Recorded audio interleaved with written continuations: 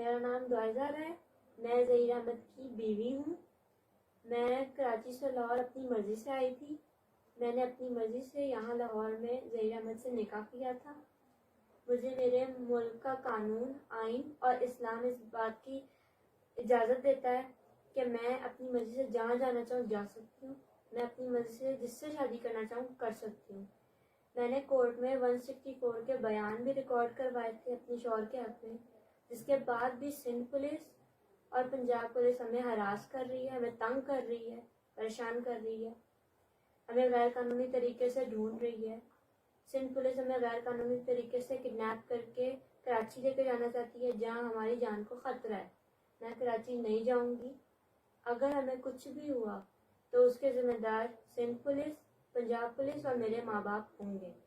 ہمیں تنگ کرنا چھوڑ دیا جائے، ہمیں ناذلیل کیا جائے اور ہمیں سکون کی زندگی ہماری جینے دی جائے۔ میں یہاں اپنے شوہر کے ساتھ لاہور میں بہت خوش ہوں، ہمیں تنگ نہ کیا جائے۔ میں گھر سے نکلنے سے پہلے اپنے والدین کے لیے ایک لیٹر گھر میں لکھ کر آئی تھی کہ میں کیوں جا رہی ہوں، جس کا ان کو شروع دن سے پتا تھا۔ اس کے بعد بھی وہ شروع سے جھوٹ بول رہے ہیں۔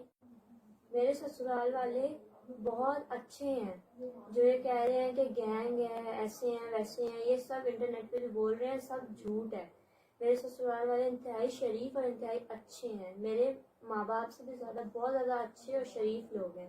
اگر یہ کوئی گینگ ہوتی نا تو ان کے کرمنل ریکارڈ ہوتے ہیں، جو ان کے نہیں ہیں۔